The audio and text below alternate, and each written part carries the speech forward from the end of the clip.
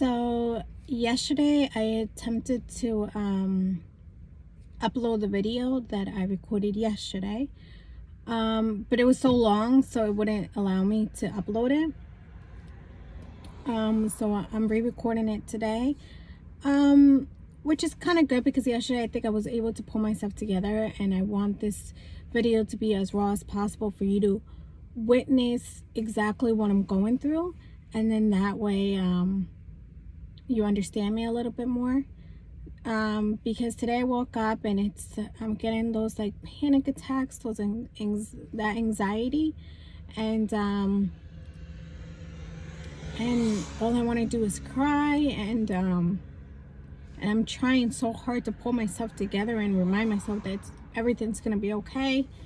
It's just sometimes it's easier said than done. So I try to get up and remind myself that that I made it this far, and that I pray to get better, and I pray that what I'm feeling, it's gonna pass, and I'm gonna get back to being the old person I used to be. Because for those that really do know me, know that I'm always laughing, smiling. As bad as the situation is, I make others laugh, and I assure them that everything's gonna be okay, even if I'm not okay at the moment, you know. So I'm gonna break it up into like sections so I'm able to upload it, and then you guys can be able to view the videos. So on September 30th, I woke up, and it started at 3:30 in the morning. Lenny wanted his milk, so I got up and I made his bottle and I gave it to him. But prior to, like, oh no, not prior, I made his bottle and I gave it to him. As I'm turning around to go back to sleep, and our dog was laying in a way he never lays, right? So I found it odd because he never lays on that spot, but I didn't think anything of it. And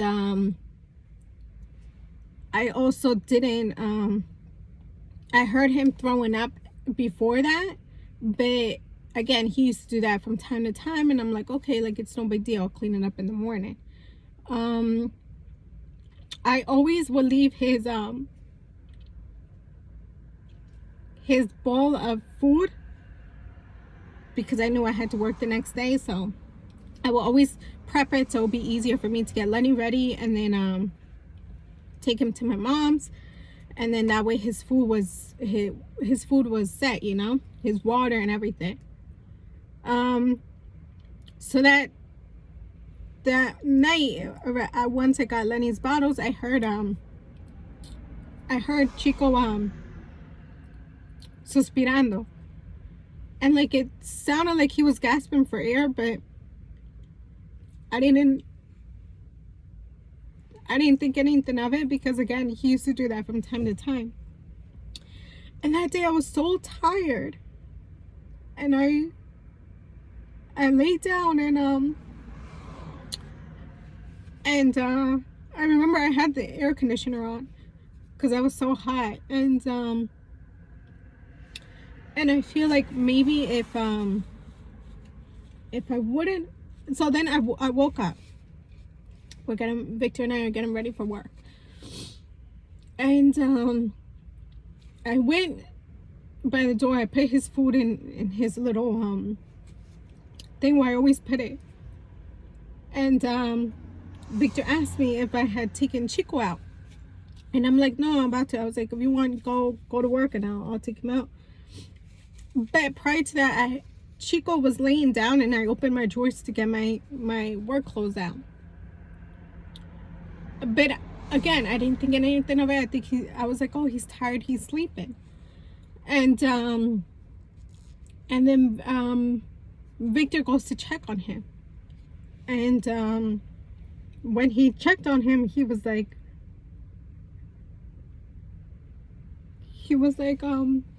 he's so cold. And I'm like, oh, it's probably because I had the air conditioner on, and sometimes when I would cover him, he would uncover himself. And he was like, no, and like, he's so stiff too. And then I went to go feel his stomach, and he wasn't breathing. And I just remember calling my mom. I was like, I guess you could say in shock, because I've never seen death up that close. And I remember calling my mom and telling her that I wasn't gonna go to work because we just woke up and we realized that Chico had passed away.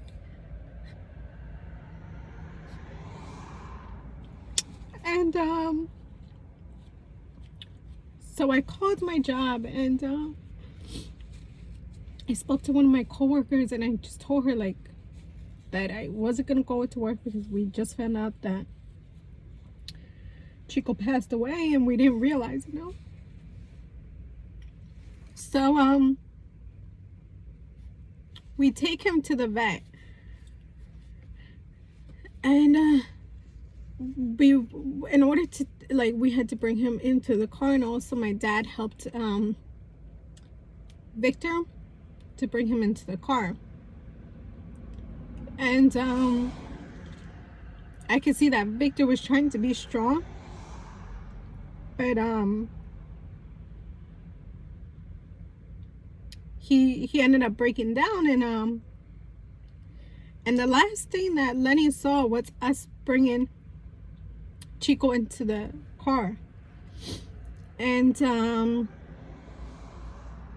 so when that happened, Lenny, obviously he didn't understand what was going on, nothing.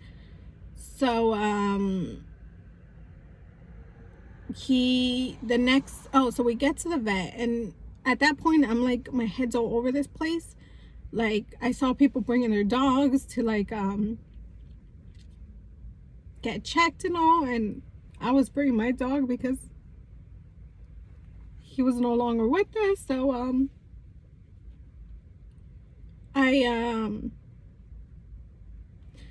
they bring out a gurney, and they put him on the gurney, and they took him in, and I had to do registration stuff and all. So it felt like forever before we even got into the room to say our last goodbyes to Chico.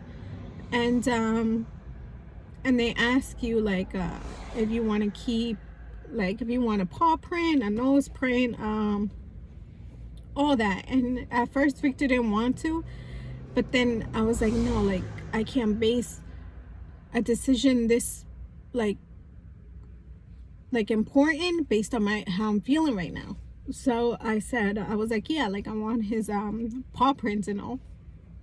And so then they bring him in,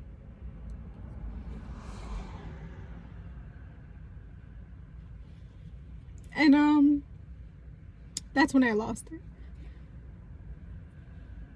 Just seeing your dog the way I saw mine,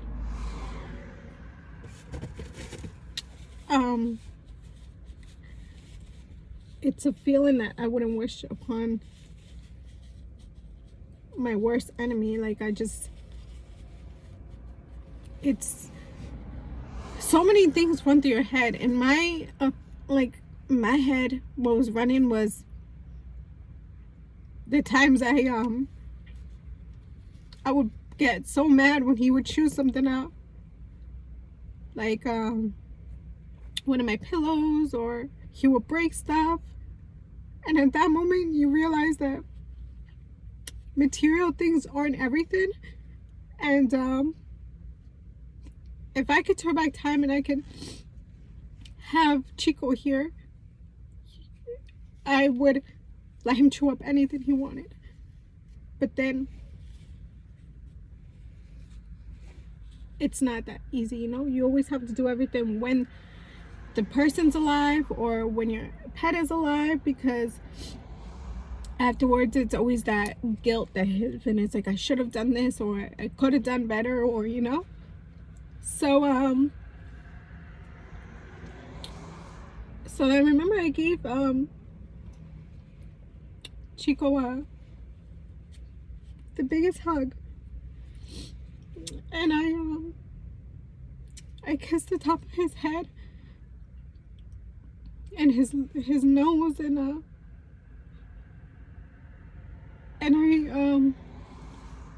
told him how much I loved him, and I just didn't want to leave him there, because I felt like I was leaving my baby, and I couldn't imagine. I was like, they're not gonna care for him the way I did, or it was just like, a lot of things running through my head. So then when that happened, we left the vet, and then the next morning, Victor went to work, and Lenny woke up, and he asked me where was Chico, and I told him, I was like, oh, like Chico's sleeping, and he was like he's not sleeping, and I'm like, yeah, baby, he's sleeping, and he was like, no, mama, está atrás del carro, and he was telling me like he's behind the car, because that was the last thing he saw. And then he was like, sácalo que tiene frío, and he was telling me to take him out of the car because it was cold out, and that Chico was cold. And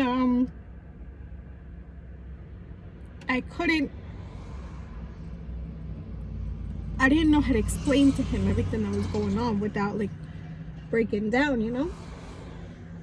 So as the days went by, I thought I was okay. I thought I was able to get up and clean, and I was able to cook and everything, even though sometimes I'll break down and start crying. But then so Chico passed away that Thursday. That Saturday, I was telling Victor, I think it's time to start bringing Chico's things out. Like, it's not that I didn't want a memory of him, it's just looking at everything was just too hard. So we start bringing his things out, and then he dumped his toys because he was playing in the living room, and I'm helping him clean it up. And as I bend over to take his toys from the couch, like under the couch, I saw Chico's bone that he used to chew, and I just broke down, and I couldn't stop crying, and then again the next day I was fine, and just like it just kept going on like that. And then 7 days later, that Thursday, I had to go into work that Tuesday, and I just didn't show up. I was like, I didn't want to talk to anyone. I was just going through so much that I didn't even understand what I was going through. And everyone's like, oh my God, why did you get so worked up over a dog? Like, it's just a dog, And it's like, you don't know, like, what that dog meant to someone, or they're like family, And then so I ended up and then I guess what also hit me was that, like, I was always like out, like, half the time I was working, or half the time I was with my parents and stuff. So what I started feeling, I can only imagine what my dog was feeling, because like the anxiety, the panic attacks that I started feeling, I was like, maybe my dog felt that. And I was so into my world and everything going on that I didn't stop to make sure he was okay. So 7 days later, I get a phone call, and it's the veterinarian in Red Bank. And she was telling me that I could stop by and pick up Chico's cremations. And then so I was like, okay. I had it all together. I cried a little, but I didn't. I was able to pull myself together until I got there. And the minute I walked in,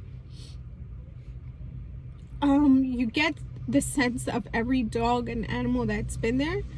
So I literally felt like I was smelling Chico again. And she gave me a box, like about that big, and it was in a green velvet bag.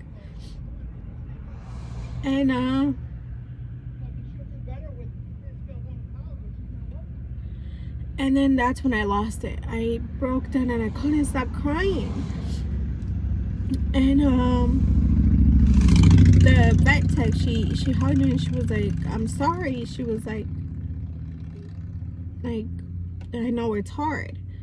So I walked out.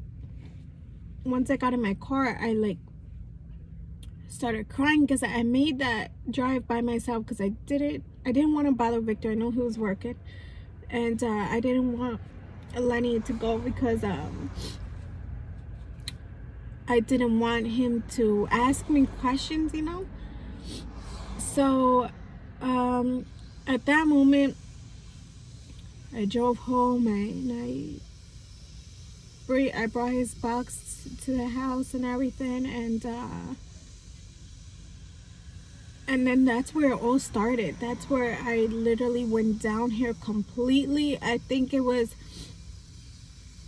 I've lost people in my life that I wasn't ready to lose, and that meant everything to me. And I think that's why once I lost those people, I stopped being, like, you lose a part of yourself. So I felt like how do I say it? Like you're not the same. Like they always say, oh, when like it gets better, you know, when you lose someone, it gets better. It doesn't get better. You maybe learn to cope with it, but there's days where you're good, there's days when you're not. It's you miss the person, or you miss the pet that you had so much, to the point that it's like you're living, but slowly you're dying while you're living, because the pain is unbearable sometimes, to the point that you just don't want to be here. It's like you want the pain to stop. You want everything to like just go away. You don't want to feel the way you're feeling anymore. And that's what happened to me. Like there's days where when my cousin passed away, she was like more like a sister to me. When there was times where I couldn't listen to the song we used to listen to. I couldn't look at her picture because it's like I couldn't bear the pain that I felt in my heart. So especially because she left a daughter behind. And when Lenny was 2 months old, we went to Mexico, and he was turning 3 months over there. And that was the first time I met her daughter. And I was so broken inside to because I felt like we were supposed to be moms together. We were supposed to hang out with our kids together. We were supposed to do a lot together, and we didn't get that opportunity.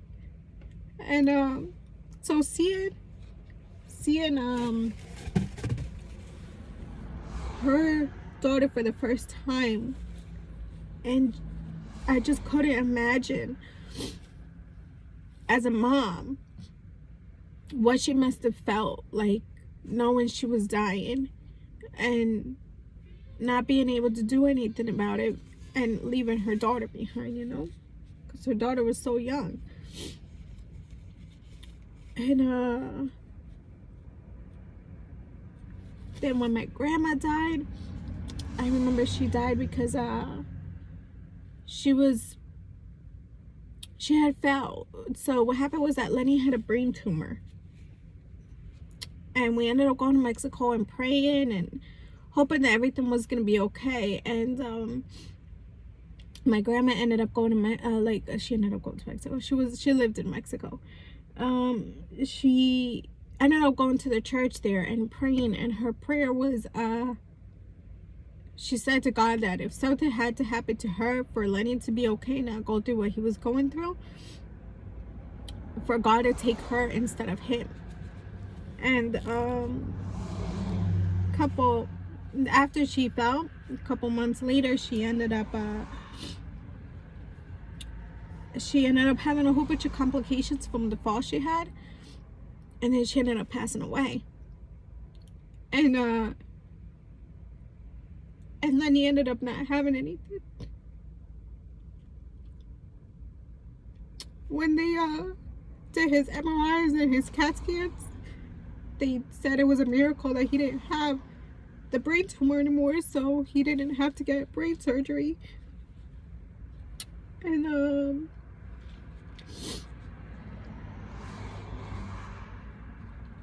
then from there, it was just like, I think that's like just, I tried talking to a therapist years ago when all this just started, when I just couldn't, I always had like, me hacía la idea that like, that my cousin and my grandma and everyone was still in Mexico. It would hit me once I would get there, but I was like, me hacía la idea que, oh, they're in Mexico, they're fine, you know. But then yet again, you live with so many regrets. Like when I found out she was sick, I never took the time to call her. I never took the time to message her and ask her if she was okay. And even though I could say I always like treated her so well when we were over there, me and her never fought.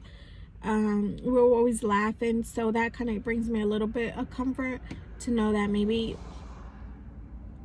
I didn't do what I was like, I didn't call her and everything when she was dying, but when I did have the opportunity to be in Mexico, like I was like always with her, you know. So then from there I went to a therapist in Long Branch, and I just wanted to, like, you know, talk about a whole bunch of things that like I've been through. I've been through a lot of things in life that sometimes I'm like, it's crazy how I'm still here and I still give it my all. Even though I fall, I end up getting right back up, and I know when I fall, there's people that don't like me that are cheering for me to stay down, and I still get right back up. And I was explaining to, I think I had 2 sessions with the therapist, but they're so quick to put you on medication that it's like, that's not what I want. Like, I don't want to rely on medicine. I want to be able to express everything I feel in a way where you understand that I'm human. I just want to let it all out, you know. And on the 3rd session, she told me that she was no longer going to be working at that facility, so they had to find me a new therapist and all. And I was like, I basically just opened up to you, and it's like, I don't want to open up to anyone else. So I was like, all right, no, it's okay, like, it's fine, like, I'll get through it. So then I just stopped going. I stopped calling. I was like, you know what, like, fuck this. Like, I was like, I'm okay, like, you know. I'm gonna pause it here and I'll record part 2.